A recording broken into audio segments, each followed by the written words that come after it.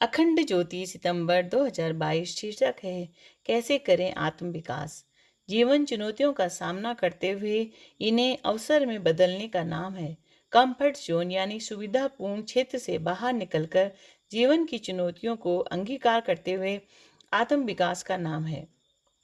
जीवन अपने भयों का सामना करते हुए इन पर विजय पाते हुए एक मन चाहे सार्थक सफल जीवन का नाम है। जीवन छोटी छोटी दुर्बलताओं पर विजय पाते हुए आत्मजय का नाम है। जीवन परिस्थितियों व अवसर का सामना करते हुए मन चाही सृष्टि की रचना करने का नाम है। निश्चित रूप में कार्य उतना सरल नहीं, बैठे ठाले कुछ होने वाला नहीं। इसके लिए मैदान में उतरना ही पड़ता है। हर चुनौती से दो दो हाथ करने का साहस बटोरना ही पड़ता है। भय का सामना करना पड़ता है। सामान्यतः कोई भी सुविधापूर्ण क्षेत्र से बाहर नहीं निकलना चाहता। यह एक ऐसी आरामदायक स्थिति होती है जहां आप सुकून महसूस करते हैं और इससे बाहर नहीं आना चाहते। उसमें व्यक्ति सुरक्षित अनुभव करता है, लेकिन इसके साथ जुड़ी हुई त्रासदियां भी कम नहीं। इसके दायरे में व्यक्ति को सुख, शांति व सुरक्षा का भ्रम होता है। एक छोटे से दायरे में व्यक्ति अधिक आत्मविश्वास का अनुभव करता है, क्योंकि वह सदा वही कार्य कर रहा होता है। इसीलिए कम से कम खतरा रहता है और व्यक्ति ऊर्जा से भरपूर अनुभव करता है। जैसा कि एक दायरे में सिमटे लोग जीवन में अनुभव करते हैं, वस्तुतः जीवन एक ढर्रे पर चल रहा होता है। सुविधापूर्ण क्षेत्र में इन आभासित लाभों के बीच जीवन अपनी पूर्ण संभावनाओं के साथ विकसित नहीं हो पाता है। एक सीमित दायरे में ही कौशल विकसित हो पाता है। इसमें आत्मतुष्टि का भाव रहता है, लेकिन साथ ही कोई खतरा नहीं होने से कोई बड़ा पुरस्कार भी नहीं मिल पाता, जिसकी व्यक्ति अवचेतन मन से आशा अपेक्षा रखता है। इसके साथ आत्मविश्वास की कमी तथा जीवन के प्रति नकारात्मक भाव विकसित होता है। जीवन का पूर्ण विकास न होने पर अंदर हताशा, निराशा का भाव भी सुलगता रहता है तथा जीवन की संभावनाओं की कलियों के पूरा न खिल पाने का मलाल भी रहता है। मनोविज्ञान की भाषा में व्यक्ति सेल्फ एक्चुअलाइजेशन की मंजिल से वंचित अनुभव करता है तथा पूर्णता के बोध से दूर रहता है।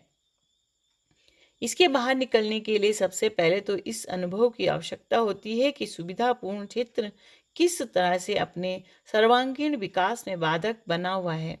इस अनुभव के साथ ही इससे बाहर निकलने के प्रयास प्रारंभ होते हैं। जब जब व्यक्ति सुविधापूर्ण क्षेत्र की मोह माया में ही संतुष्ट है, तो इससे बाहर निकलने का प्रश्न ही नहीं उठता।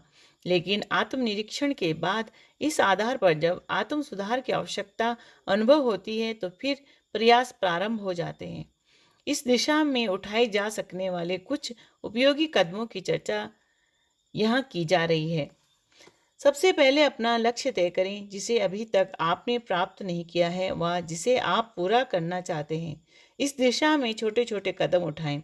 उन कार्यों की एक सूची बनाएं जो आपको असहज बनाते हों और प्रत्येक दिन इनमें से कुछ को लें। स्वास्थ्य के संदर्भ में आहार के साथ ऐसा प्रयोग कर सकते हैं। यदि आहार संबंधी आदतें बिगड़ी हुई हैं, तो आहार के संबंध में आवश्यक परिवर्तन एवं सुधार भी कर सकते हैं। यदि आहार में राजसिक तत्व की प्रधानता रहती है, तो इसमें अपने स्वास्थ्य अनुकूल सात्विक भोजन को शामिल कर सकते हैं।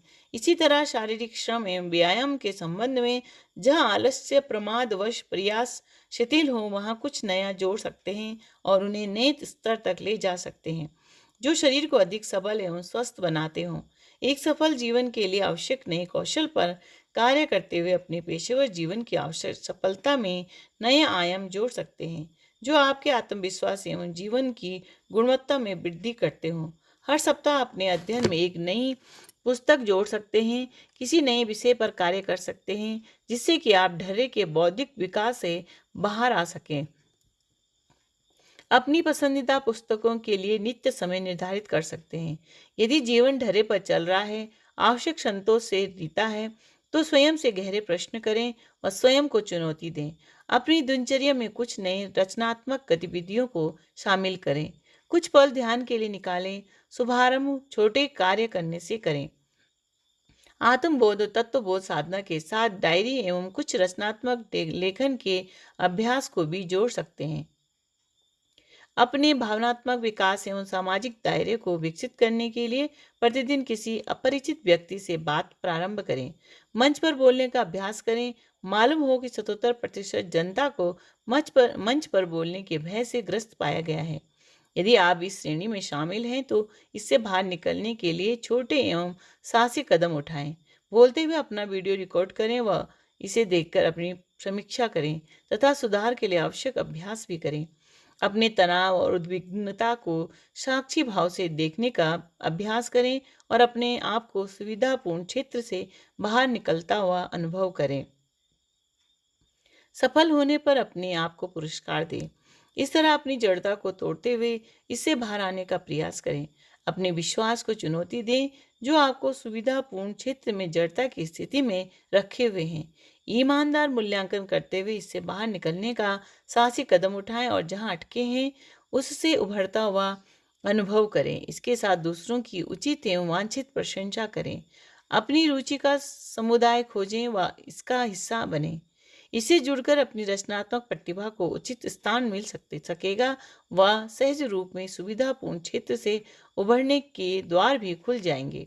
अपने जीवन के सफल अनुभवों को अन्य लोगों से साझा करते हुए इस संदर्भ में एक नया उत्साहवर्धक आयाम जोड़ सकते हैं। इस तरह सुविधापूर्ण क्षेत्र से उभरने की प्रक्रिया संपन्न होती है जिसके 4 क्रमिक चरण रहते हैं। सुविधापूर्ण क्षेत्र कंफर्ट जोन, भय क्षेत्र फियर जोन, शिक्षण क्षेत्र लर्निंग जोन और विकास क्षेत्र ग्रोथ जोन।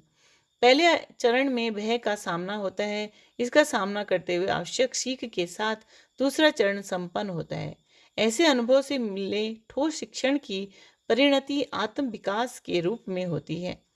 इन सबके साथ जीवन में एक नए विश्वास, उत्साह और संतुष्टि का संचार होता है। इस तरह आत्म विकास सुविधापूर्ण क्षेत्र से बाहर निकलने पर ही होता है। राह के तनाव, दुविधा व असहजता से होकर ही इसका मार्ग जाता है। हर रोज कुछ ऐसे काम करने होते हैं जो आपको भयभीत करते हों, असहज करते हों। बार बार भय का सामना करते हुए आत्मनिर्माण का पथ प्रशस्त होता है।